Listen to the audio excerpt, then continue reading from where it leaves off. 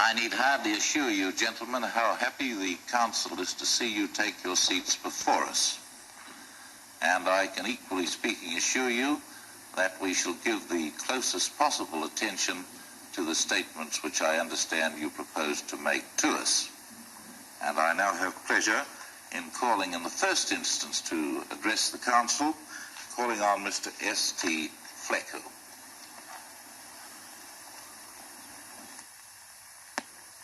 I am greatly honored at the permission granted me to appear before you. I come as a chosen representative of the Southern Togoland branch of the Convention People's Party.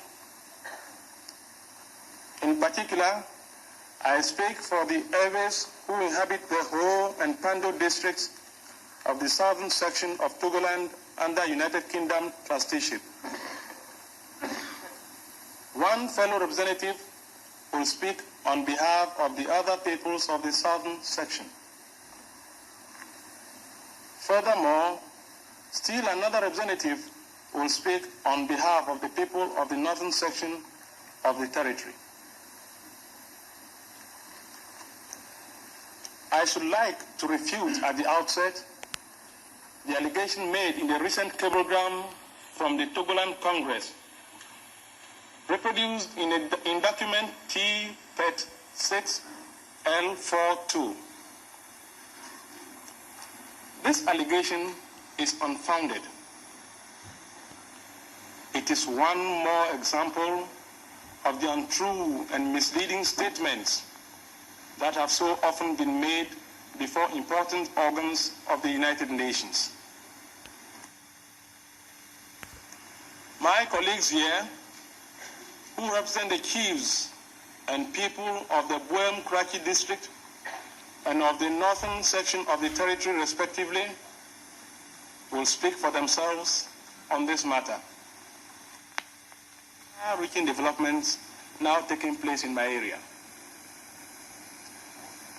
Since 1950, I have, among others, done service for the government, including those of Hohwe Town, a secondary school site at Pando, and the community center site at Amfuega, all in the Trust Territory. Among the work that I have undertaken recently is a contract with the government to survey a line for a new road from Kirepe to Ahunda. It is only with reluctance that I have felt called upon to travel to New York in view of the greater importance which is obviously attached here to the spoken word, and also to present to the United Nations the true side of the picture which has been misrepresented for so long a time. My people had wanted to send me here to the last session of the fourth committee, but the British prevented me. I will not take any more of the Council's valuable time with personal history. The wishes of the people I represent have been set out in the petition T-PET 6329 Ad 1. Nationalist political party whose leaders suffered imprisonment at the hands of the imperialists, but who triumphed, who have striven ever since to achieve an even greater measure of self-government. In fact, the Convention People's Party is now French. Many of us, indigenous inhabitants of the Trust Territory, have helped build up the Convention People's Party from the very beginning. The party is no foreign importation and has won resounding majorities in almost every one of the local government elections. The claim of my party to represent the large majority of the people. At first, Mr. Anto and his friends were not taken seriously by any of us. But the credence which the constant reiteration of the minority view at the United Nations has apparently encountered has made us decide to come to you with our side of the case. We feel that we must defend our cause and resist any attempt to cut our area off from the Gold Coast. Least of all, at a time when we are on the eve of attaining self-government.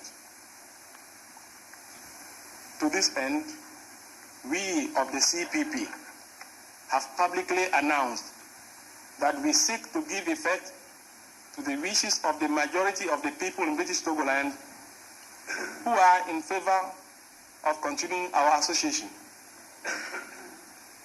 It was with this policy that the CPP achieved its notable electoral success in the Southern Togoland local authority elections. And this will be its platform at the forthcoming general elections.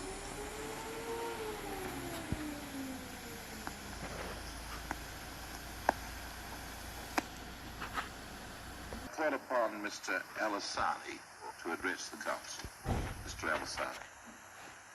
Mr. President, distinguished members of the Trusteeship Council, I have come here as a petitioner representing the chiefs and peoples of Dagomba, Nanumba, Mamprisi, and Gonja, who are within the northern section of Togoland under United Kingdom trusteeship.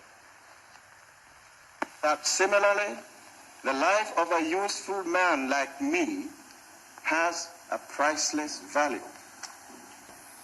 But in spite of the great value which they attach to both the sum of £1,000 and my life, they have unhesitatingly decided to risk the two in order to send me to you here in New York across several thousand miles. Under the hard rule of the Germans, we always had the feeling of being in captivity and slavery, or thereabout. Our wishes were at last fulfilled. Germany was defeated and restored our states to their original holds. We celebrated these. These were not issues with which we, the peoples in the North, were concerned. But we were, nevertheless, in sympathy with the Evers and thought their requests were reasonable and just.